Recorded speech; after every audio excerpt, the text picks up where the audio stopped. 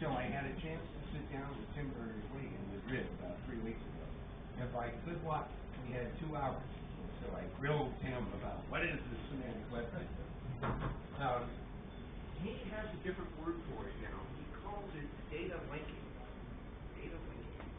And what he's saying is something that I've kind of sensed about the net for a long time, but I didn't know quite how to say it. There is a lot of information on the net which the search engines, our search engines, can't see. Because what we can see is substance that is manifest in HTML or XML or some text. So when we crawl the web, we download the pages off the net, and we look at the text and we index all that, and we build this gigantic table, and when you do a Google search in 0.0018 milliseconds, we give you an answer. However, there is a huge amount of what I will call dark information in the network. It's in the databases. And the databases are not crawled by us because there isn't any good way to crawl them. Now, we can try to make them visible because when you query the database, an HTML page is produced. But to use that method to figure out what's in the database would mean the program would have to sit there asking questions of the database, getting HTML back and indexing it. That's a terrible way to assess the content of a database.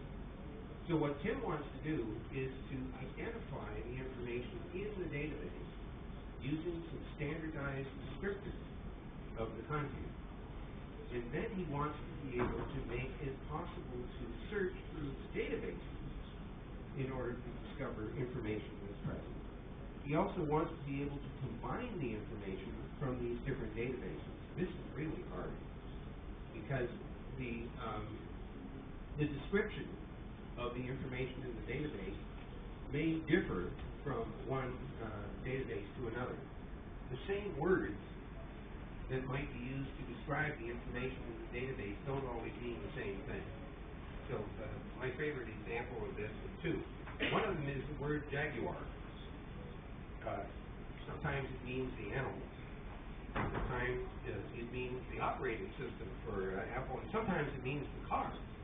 And if you had a database about jaguars, you don't know which one it is. Or the word red might mean the color, chair. It might mean a political leaning, or it might mean network, if you have to speak Spanish. So the problem here is that you don't know how to compare some of the information in one database with another. What Tim is trying to do is to find a way of describing the information so that it is comparable across all the databases. If he's successful with that, he will uncover an enormous amount of information that today you can't find, at least through the web search. And so we hope he's successful because that would make our searching business even more useful.